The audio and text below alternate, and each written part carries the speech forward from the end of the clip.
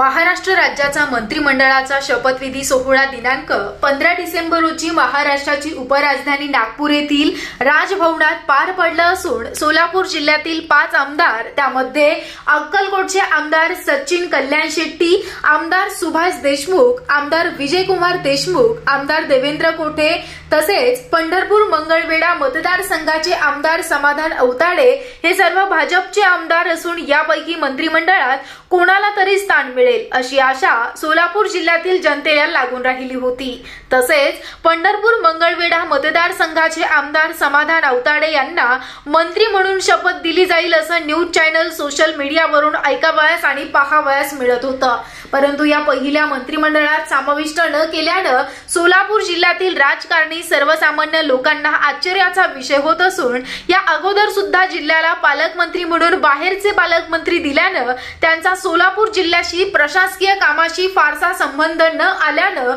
शासकीय कामात होणारी दिरंगाई, रखडलेली शासकीय कामं यामुळे अगोदरच नाराजी असून यावेळी तरी मंत्रिमंडळात सोलापूर जिल्ह्याला न्याय देतील अशी आशा लागून राहिली होती। त्यातच 2021च्या पोटनिवडणुकीमध्ये प्रतिकूल परिस्थिती असतानाही आमदार समाधान अवताडे यांनी विजय संपादन केला होता। त्यानंतर 2024च्या निवडणुकीमध्ये केलेल्या विकास कामाच्या जोरावर समाधान अवताडे यांनी विजयाची परंपरा राखत भाजपचा गड मजबूत राखण्यात यश मिळवलं असून आमदार समाधान अवताडे यांना मंत्रिमंडळात स्थान मिळेल अशी अपेक्षा पंढरपूरसह मंगळवेढा तालुक्यातील जनतेला लागून राहिली होती।